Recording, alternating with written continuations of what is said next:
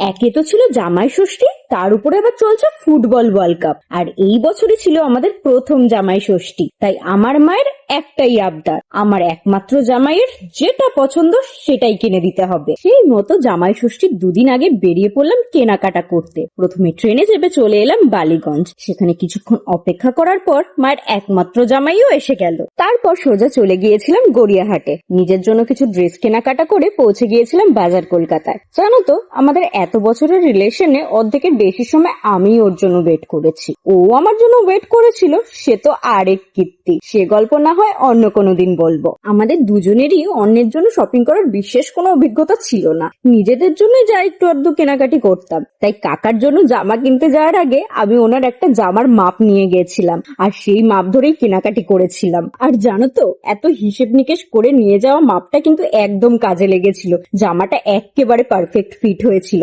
তখন নিজেকে বেশ এক্সপার্ট শপার মনে হচ্ছিল।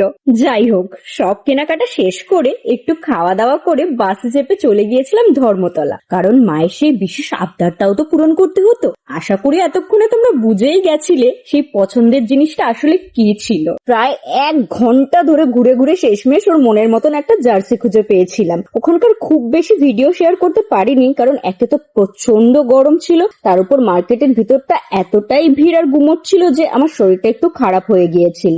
তবে শেষমেশ পছন্দের জার্সিটা কিনে ওখানকার বিখ্যাত লাস্সি খেয়ে মেট্রোতে চেপে যে যার বাড়ির পথে রওনা দিয়েছিলাম। আর এভাবেই কেটেছিল আমাদের প্রথম জামাই ষষ্ঠীর শপিং ডে। আশা করি ব্লগটা তোমাদের ভালো লাগবে। যদি ভালো লেগে থাকে তো অবশ্যই কমেন্টে জানিও। ভুল ত্রুটি ক্ষমা করে দিও, কারণ এটা আমার প্রথম ব্লগ। টাটা, দেখা হবে নতুন কোনো রিলে বা ব্লগে।